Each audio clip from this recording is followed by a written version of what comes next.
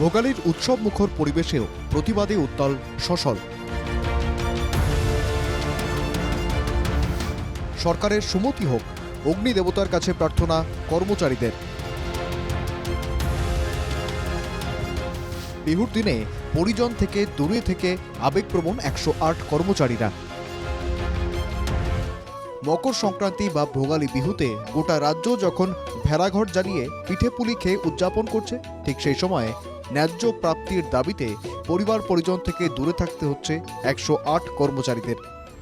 প্রতিবাদস্থলেই অবশ্য মেজি জ্বালিয়ে অগ্নিদেবতাকে স্মরণ করেছেন প্রতিবাদকারীরা। রাজ্য সরকারের সুমতি হোক, সমবেতভাবে এই প্রার্থনা করা হয়েছে।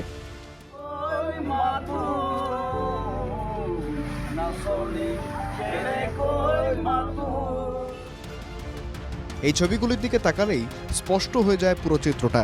রাজ্যের সবাই যখন বিহুর আমেজে মজে আছে, ঘর থেকে দূরে তখন ন্যায্য প্রাপ্তির দাবিতে সরব তারা। দিনরাত এক করে করছেন প্রতিবাদ।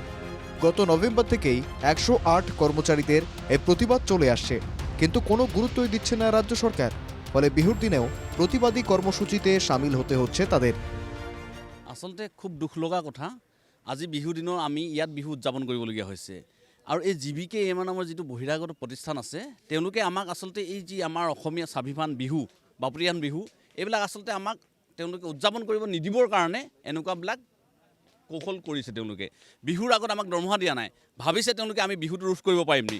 এইবিলাক হৈ গ'ল অসমীয়া বিৰোধী এইবিলাক এটা কোম্পানী হয়। তেওঁলোকে অসমৰ আমাৰ জাতীয় উৎসৱ যি আছে, আমাৰ পৰম্পৰা যি আছে, এইবিলাকক তেওঁলোকে ধূলিসাৎ কৰিব বিচাৰে, যাৰ কাৰণে আমাক ইয়াত প্ৰতিবাদস্থলীত বহাই ৰাখিছে আজিও।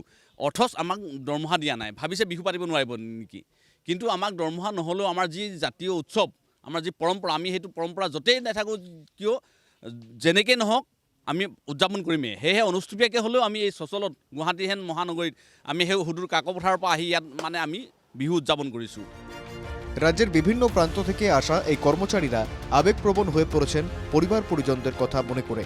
বিহু বা সংক্রান্তির এই দিনেও প্রিয় মানুষটি থেকে, প্রাণের চেয়ে প্রিয় সন্তান থেকে দূরে কাটাতে হচ্ছে তাদের। ক্যামেরার সামনে কথা বলতে গিয়ে ঠিক এভাবেই আবেগপ্রবণ হয়ে উঠলেন দুধের শিশুকে ঘরে রেখে আসা এক পিতা।